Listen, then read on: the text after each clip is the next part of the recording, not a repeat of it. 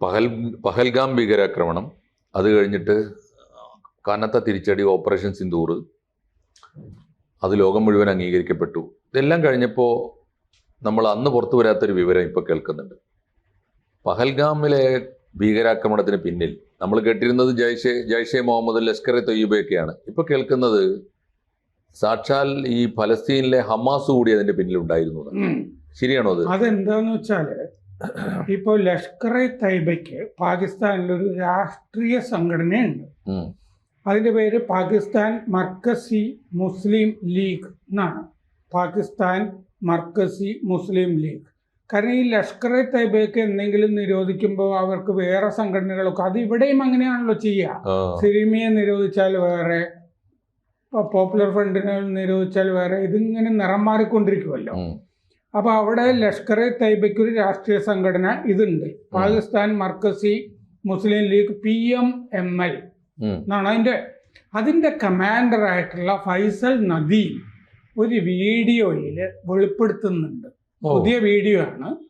അതിൽ പറയുന്നത് ലഷ്കർ എ തയ്യബയ്ക്ക് ഹമാസുമായിട്ട് ബന്ധം ഉണ്ട് എന്നാണ്. അപ്പോൾ എന്നിട്ട് അദ്ദേഹം പറയുന്ന കുറച്ച് കാര്യങ്ങളുണ്ട്. 2024 ഖത്തറിലെ ദോഹയിൽ വെച്ചിട്ട് ഇയാൾ ഫൈസൽ നദീം ഹമാസ് നേതാക്കളെ കണ്ടിരുന്നു.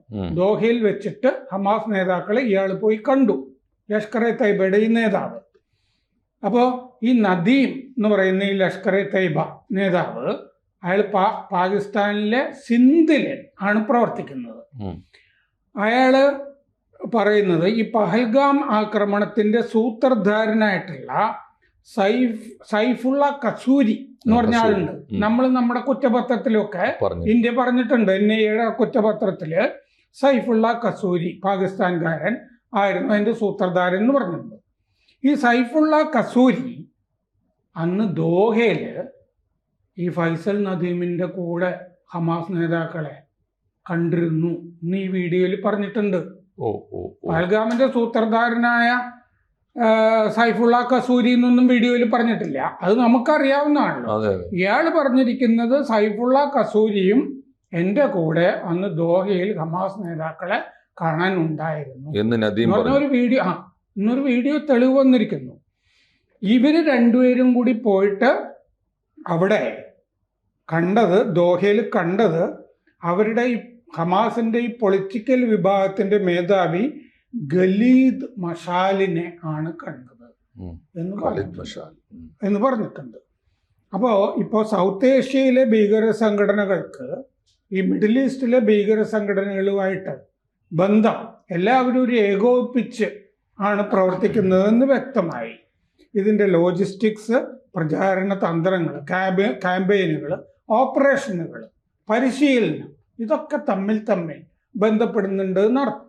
ഈ പഹൽഗാമിലെന്ന ആക്രമണം നടന്നപ്പോൾ ഞാൻ ഓർക്കുന്നുണ്ട്, ഈ ആക്രമണത്തിൻ്റെ ഒരു ശൈലിക്ക് ഹമാസിൻ്റെ ആക്രമണമായിട്ട് ഒരു ഒക്ടോബർ 7 അവർ ഈ തുരങ്കങ്ങൾ വഴി ഉള്ളിലേക്ക് കയറിയില്ലേ ഇസ്രായേലിൻ്റെ, ഇതിനെയൊക്കെ അനുസ്മരിപ്പിക്കുന്ന വിധത്തിൽ ഈ ഡ്രോണുകൾ കൊണ്ടൊക്കെ ആക്രമണമൊക്കെ നടത്തില്ലേ, ഇതിനെയൊക്കെ അനുസ്മരിപ്പിക്കുന്ന ആക്രമണ ശൈലി ഉണ്ട് എന്ന് ചില വിദഗ്ധർ പറഞ്ഞിരുന്നു. ജനുവരി 7 ഒരു വീഡിയോ പുറത്തു വന്നിരുന്നു വേറെ.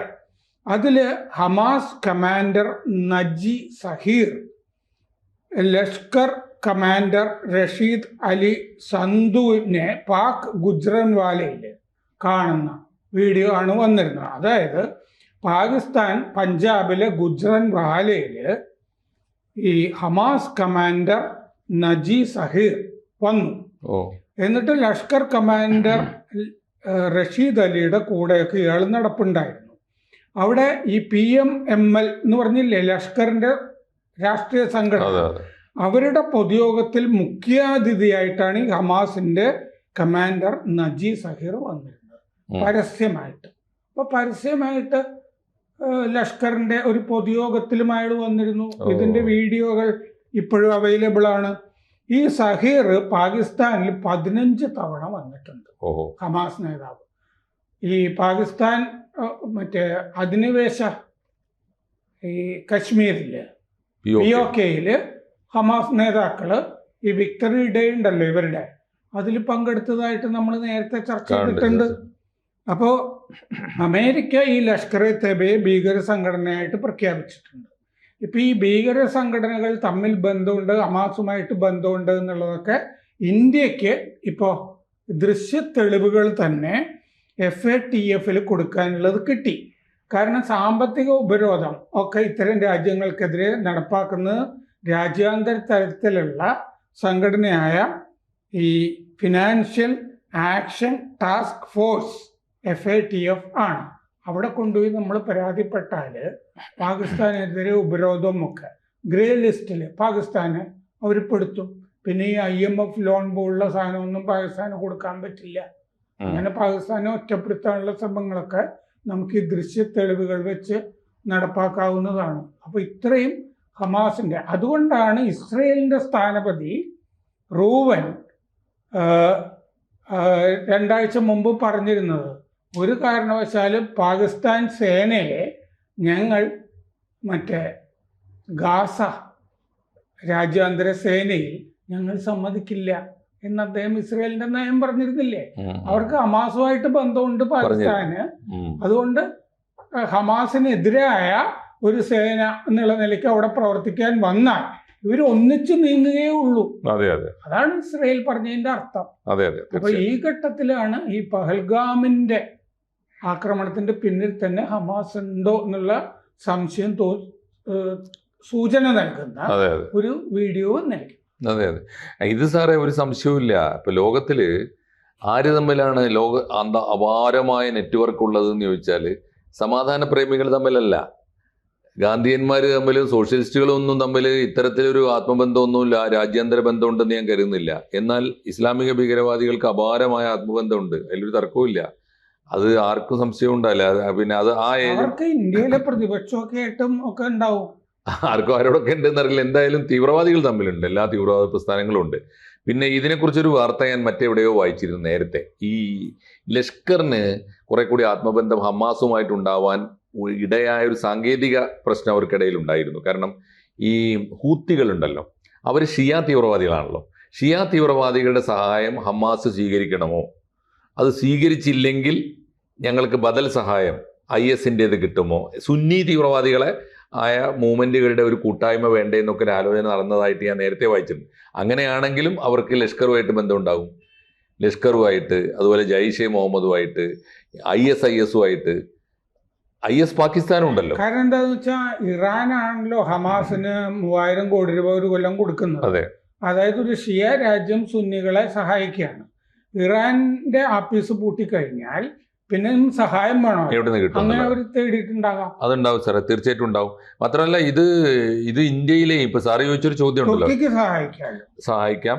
പക്ഷെ ഇന്ത്യയിലെ ഈ സഹായം വളരെ സിമ്പിളായിട്ട് നമുക്ക് അനുഭവവേദ്യമായൊരു സംഭവം ഉണ്ടായിട്ടുണ്ട്. അത് സാറ് ചോദിച്ചു പ്രതിപക്ഷ കക്ഷികൾക്ക് കിട്ടുമോ എന്നുള്ളതിനേക്കാൾ ഏറെ വളരെ പ്രധാനപ്പെട്ട ഒരു ചോദ്യം. ഈ കേരളത്തിലെ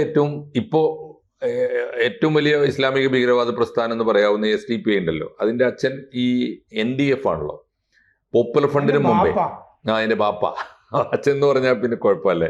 അപ്പോൾ പോപ്പുലർ ഫ്രണ്ടിനും മുമ്പേ ഉണ്ടായത് NDF ആണ്, നാഷണൽ ഡെവലപ്മെന്റ് ഫ്രണ്ട് എന്ന് പുറത്തും നാഷണൽ ഡിഫൻസ് ഫ്രണ്ട് എന്നകത്തും പറയുന്നൊരു സാധനമാണ് NDF. അതുണ്ടായത് എങ്ങനെയാണെന്നറിയോ? അതുണ്ടായതിൻ്റെ പിന്നിൽ ഈ ഇന്ത്യയിലെ ഇസ്ലാമിക പ്രവർത്തനങ്ങൾക്ക്, അല്ലെങ്കിൽ നേർക്കുനേരെ പറഞ്ഞാൽ ഇന്ത്യയിലെ ഭീകര പ്രവർത്തനങ്ങൾക്ക് ഏത് രാജ്യത്തിന്റെ സഹായം തേടാം, സ്വീകരിക്കാം. അപ്പോൾ പറഞ്ഞു 2 ഇസ്ലാമിക രാജ്യങ്ങളുടെ സഹായം കിട്ടും, ഒന്ന് സൗദി അറേബ്യ, മറ്റൊന്ന് ഇറാൻ. അപ്പോൾ ഉണ്ടായ തർക്കം ഇതാണ്, സുന്നി രാജ്യമായ സൗദി അറേബ്യയുടെ സ്വീകരിച്ചാൽ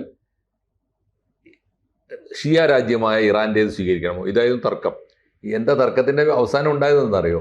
അന്ന് NDF-ൽ നെടുകെ ഒരു സിമിയുടെ അവസാന കാലമാണ് NDF ഉണ്ടാകുന്നത്. സിമിക്കകത്ത് ഇനി അങ്ങോട്ട് ഇന്ത്യയിൽ ഇസ്ലാമിക് റവല്യൂഷൻ ഈ 79 വിപ്ലവത്തിന് ശേഷം ഇറാന്റെ പണം സ്വീകരിച്ചാൽ നമ്മളൊരു ഷിയ പക്ഷപാതിയായി മുദ്രകുത്തപ്പെടും, അത് വേണമെന്നും അത് വേണ്ടാന്നൊരു കൂട്ടരും, അല്ല അത് പണമല്ലേ നമുക്ക് സ്വീകരിച്ചുകൂടെ, ഇവിടെ നമ്മുടെ വർക്ക് നടക്കണ്ടേ എന്നൊരു വാദം മറുഭാഗത്ത്. അപ്പോൾ എന്താ ഉണ്ടായെന്ന് വെച്ചാൽ സൗദി അറേബ്യയുടെ സുന്നി പണം വാങ്ങാമെന്ന് തീരുമാനിച്ചൊരു കൂട്ടർ, അവര് ഒരു ഭാഗത്ത് മറ്റേത് ഈ ഷിയ പണം വാങ്ങാം, ഇറാന്റെ പണം വാങ്ങാമെന്ന് തീരുമാനിച്ചൊരു കോഴിക്കോട് മാവൂർ റോഡ് ആസ്ഥാനമായി youth centre, Islamic youth centre ഉണ്ടാക്കി. അവരാണ് പിന്നെ NDF, പോപ്പുലർ ഫ്രണ്ട് ഒക്കെ ആയി മാറുന്നത്. അപ്പുറത്ത്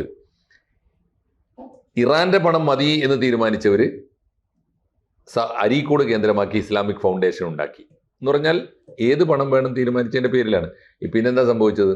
ഇറാൻ കുറച്ച് കഴിഞ്ഞപ്പോൾ കാശ് കൊടുക്കൽ നിർത്തി, ഇസ്ലാമിക് ഫൗണ്ടേഷൻ പൂട്ടിപ്പോയി, ഇസ്ലാമിക് യൂത്ത് സെൻറ്റർ ശക്തിപ്പെട്ടു, സൗദിയുടെ പണം വാങ്ങിയിട്ട്. അതാണ് ഉണ്ടായത്. ഞാൻ പറഞ്ഞത് ഇതൊക്കെ അന്താരാഷ്ട്ര ബന്ധങ്ങളുടെ ഒക്കെ ഒരു നെറ്റ്വർക്ക് എപ്പോഴും ഇന്ത്യയിലും കേരളത്തിലും ഒക്കെ വളരെ സജീവമാണ്. ഈ പറഞ്ഞ സാർ ഇപ്പോൾ ഈ പറഞ്ഞ വിവരങ്ങളുണ്ടല്ലോ, ഈ വിവരങ്ങൾ ഇവിടെ വളരെ നേരത്തെ ഗ്രാസ് റൂട്ട് ലെവലിൽ എത്തിക്കഴിഞ്ഞ വിവരങ്ങളാണ്. ഏത് തരം തീവ്രവാദി വരുന്നു, ആരോടൊക്കെ എപ്പോഴൊക്കെ അതാത് കാലങ്ങൾ ബന്ധമുണ്ടാവുന്നു. വെറുതെ ഒന്നും അല്ലല്ലോ സാറേ. ഇവിടെ ഇപ്പോൾ പൗരത്വ ബില്ലിനോ അല്ലേ, നമ്മൾ ഒരു ബില്ലിന്റെ യോഗം നടക്കുമ്പോൾ ഹമാസിന്റെ നേതാവ് വന്ന് പ്രസംഗിക്കുന്നത് എങ്ങനെ ഓൺലൈനിൽ? എത്ര അടുപ്പാണ് ഇവർ തമ്മിലുള്ള ബന്ധം ആലോചിച്ച് നോക്കൂ. ഒരു സ്വന്തം നേതാവിനെ വിളിച്ചിട്ട് നമ്മുടെ മീറ്റിംഗ് ഉണ്ടേ സംസാരിക്കണം എന്ന് പറയും പോലെയാണല്ലോ. ഹമാസ് നേതാവിനെ വിളിച്ചിട്ട് നിങ്ങൾ ഓൺലൈനിൽ ഇപ്പോൾ വരണം ഇത്ര മണിക്ക് എന്ന് പറഞ്ഞിട്ട് ഇന്ത്യയിലും കേരളത്തിലും മലപ്പുറത്തും ഒക്കെ സംസാരിപ്പിക്കാൻ പറ്റുന്നൊരു ബന്ധം ഇവർ തമ്മിലുണ്ട്. അതിൻ്റെ ഏറ്റവും ഒടുവിലത്തെ തെളിവാണ് ഇപ്പോൾ ഈ വന്നത്. തീർച്ചയായിട്ടും അത് സാധ്യമാണ്, അത് ശരിയായിരിക്കാനാണ് സാധ്യത. കൂടുതൽ വാർത്തകളും വിശേഷങ്ങളും നിങ്ങളിലേക്ക് എത്താൻ ABC മലയാളം സബ്സ്ക്രൈബ് ചെയ്യുക, ബെൽ ബട്ടണും അമർത്തുക.